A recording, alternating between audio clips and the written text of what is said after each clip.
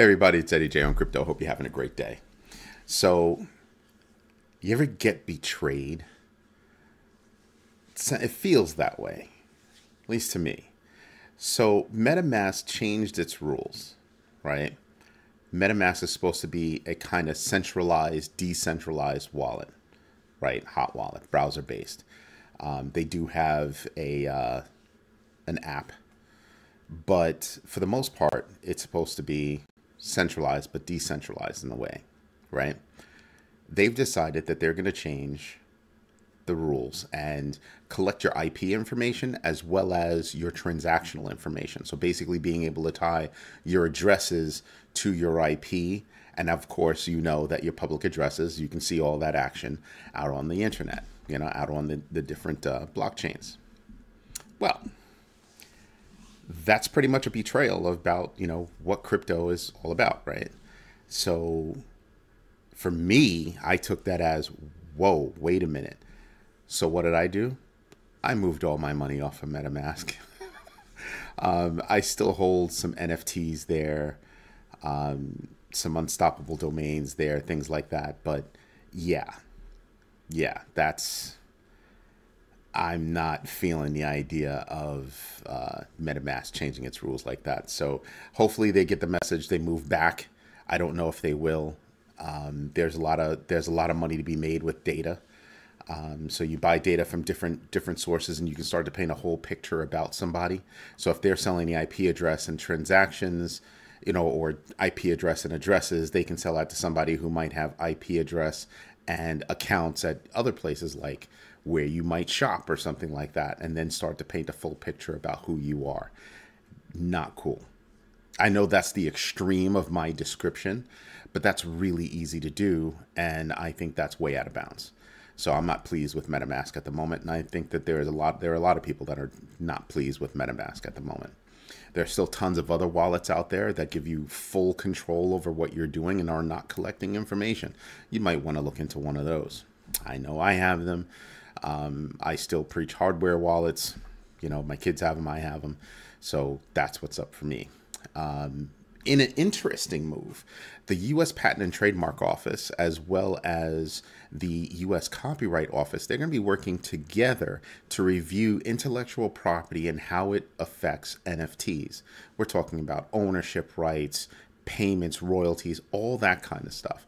And that's going to be interesting because it's kind of going to, I'm hoping that they're going to solve some problems, or at least understand the problems going forward and where their respective offices lie. And they're doing it jointly, and they're not just doing it, in a bubble, right? They're actually asking for external opinion, all that good stuff. So I think that's going to move in the right direction.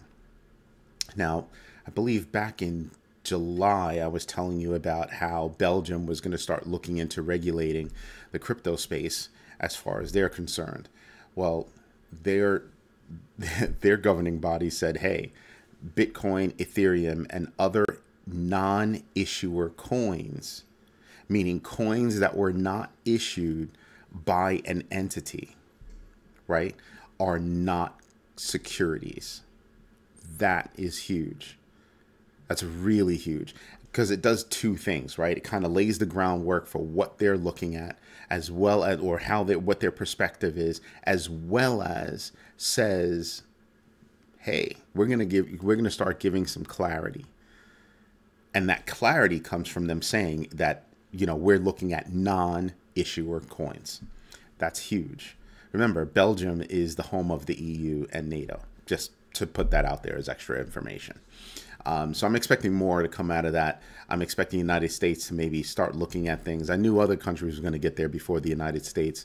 We'll see how the United States reacts. We'll see how the rest of the world starts reacting. But basically, that's all of EU. Something else to consider is that the Netherlands were hit with protests against the Euro CBDC. That's kind of big, because that's kind of a foretelling thing that says, hey, listen, we're not with it. We think that's some kind of a digital jail, and we're not having it. You need to go rethink that kind of thing, right? Because the EU is talking about all this blockchain stuff and all this. They're doing their own blockchain Again, stop and think about that. Why do you need your own blockchain? They already exist. Bitcoin, Ethereum, Polygon, all these other solutions, blockchain solutions. One ISO 222, where you've got XRP, Algorand, Cardano. You have all these other things that are out there that can solve certain problems. So why are you going to reinvent it? Except for one thing: control.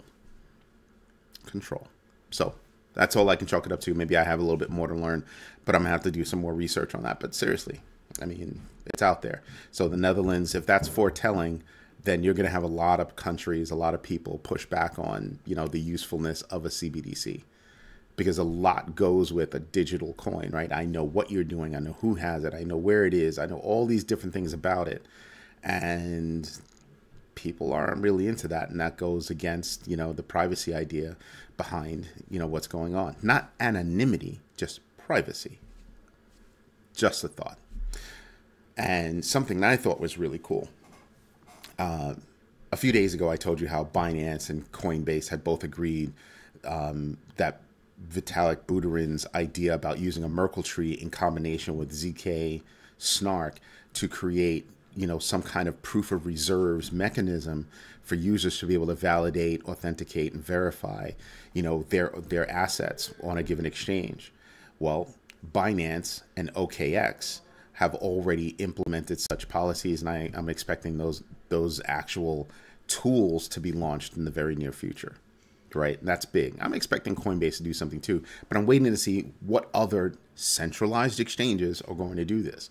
Remember, it's centralized exchanges that actually have the problem. It's centralized exchanges that have that problem. And, my question, really is on the long term is, what place do centralized exchanges have? Those standalone centralized exchanges. Where do they live, considering you have new exchanges by financial institutions popping up? Fidelity has theirs for Bitcoin and Ethereum. Right now, it's only going to be for Bitcoin and Ethereum. See where I'm going? See where they're going? I mean, JP Morgan is about to launch their own wallet. How far away is that from their own exchange? So I'm, publicly, widely used exchange. So I sit there and I look at all these things and I go, yeah, these are things that are going to be, foretelling for the future, or going to be talked about in the future, and will affect, how things move in the future. That's the big deal. So looking at all those things, I'm looking at what's going to have an effect now, what's going to have an effect in the future. Something that's going to have an effect in the future, or right now for the next 6 months, is going to be Binance's $2 billion industry recovery initiative. It's basically a $2 billion fund backed by BNB that attracted more companies to put into the fund. Clearly, Binance put in the most. I mean, they're going to put in $2 billion, and whatever extra is going to be from whoever extra. It's not an investment fund. So that's where it differs from what FTX and Sam Bankman-Fried were doing. They were like, oh, yeah, we'll come to your rescue. We're going to give you this money, and you're going to give us a piece. See how that goes? This one is, we're going to actually try to rescue you. Maybe as a loan or something else like that. You could tap into the fund, pay it back, whatever it is. But Binance is actually going to appoint a person from the company to actually be point on this particular IRI, which is kind of cool. And like I said, it's different than what Sam Bankman-Fried is doing, in that they're saying this is not an investment vehicle. We have investment vehicles. This is not one of them, which is pretty cool. I still look at the whole thing and I just go, nobody's a saint, right? And you had Sam Bankman-Fried doing his thing. Now you have CZ doing his thing. And I'm sitting back and I'm going, nobody's a saint. You might be doing good in some ways, but I'm also going to look differently. I'm also probably going to do much heavier research on things. Much heavier, right? Do your own research, always. Anyway, let's get into the numbers, because the numbers are actually telling. And they're telling us that we're going to be moving sideways for a while. That really is it. Let's just refresh this page real quick, because I opened it up like 5 minutes ago and I haven't refreshed it yet. Give me a sec. Boom. Let's just do it one more time. All right, it's refreshed. So I don't pay any mind to anything that's less than 5% or less. I'm not really paying attention to you. So looking at that, who's there? Nobody that I'm paying attention to. Leo token, not paying attention to it. I'm not holding that bag. I don't even view it as something that I would even think about investing in. For me personally, I know my kids aren't looking at it. That's on the loser side. On the winner side, we go all the way down to here. And who do we have in here that we might be paying attention to? Dogecoin is up to 9 cents, up 11%. There are rumors going around that Vitalik Buterin might work with Elon Musk to do something with Doge or something like that. That's really nice, and that can make you money. Building something for Twitter to do something. But again, I have a fear in that that's the only thing that Doge is good for, is whatever Elon wants it to be. And I'm kind of like, it's like having a store and only one customer. The customer buys everything in the store every day. But if you lose that customer, then what? That's my issue. So I'm just sitting back on Doge for the moment. Huobi is up 21%, and that's interesting because I think the only reason why they went up is they're going through this whole, after Justin Sun took over, they're going through this whole rebranding thing. So maybe that's why they're experiencing some positivity right there.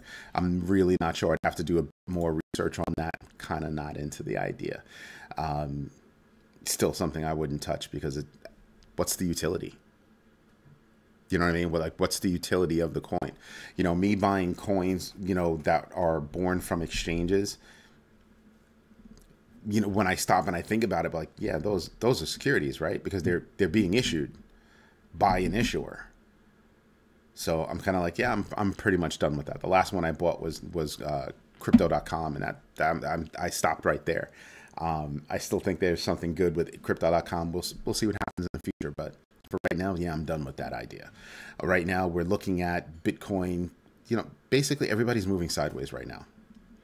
You see all the dips and things, but that's over 7 days, and I really do think everything's moving sideways. And you can see why I'm thinking everything's moving sideways, because you can see the new low set down here at 15,482, give or take, and then you have the previous low at about 17,608, give or take. That we're bouncing between that area right there. So we're literally, you can just see which everything's just moving sideways. It's lateral movement for a while. So until a positive catalyst hits, and by the way, something that could be a positive catalyst, people are calling it a pivot, but I wouldn't call it a pivot. I would expect a 50 basis point move given by the Fed in December, which would then make the stock market peak up in December and also feed into crypto. Why? Because people would be loosening up their purse strings looking to do something. And if you have any positive news in crypto thereafter, I think that would also help to pump everything up. I'm still having a hard time seeing how crypto gets to $25,000, which is where I really want it to be for, the near future. I have a hard time seeing that right now. That doesn't mean it's not going to happen. I just have a hard time seeing it right now. End of year thing. And you figure next week is December. Countdown to Christmas, New Year. So I'm looking at a whole bunch of things, right? But I'm looking at this and I'm just saying, yeah, we're going to move sideways. I think we're going to move sideways for a while. It'll be like that. But again, I have a DCA strategy, dollar cost averaging, that says there are certain triggers that are going to make me go buy something. And we're living in those triggers right now. We're living in those triggers right now. I've been in discussions with a few people that I know, and some of them are thinking that Bitcoin could go down to 15, go down past 15 and touch 10, at which point I'd be buying Bitcoin like wildfire. But there are those of us that thinks it could go higher. A bad catalyst could be Genesis going under. And would it really go under? The company would fail, but they would, ditch assets, that kind of thing. And basically that would be it. Like I would want to know, well, how far does this reach? Its parent company doesn't have anything more than 50 billion in assets under management, which is DCG. So I'd be looking at that. Like, what does that mean? So we'll see. We'll see how that plays out. There are a lot of players. And I keep saying some companies are worth more as parts than as a whole. So there could be a different kind of consolidation, right? Oh, I want this piece, I want this piece, I want that piece. And everybody just picks apart what they want from, a company like that. On the Voyager front, though, Voyager having failed a long time ago, being bought out by FTX, or its assets being taken over by FTX, there are bidders for those assets.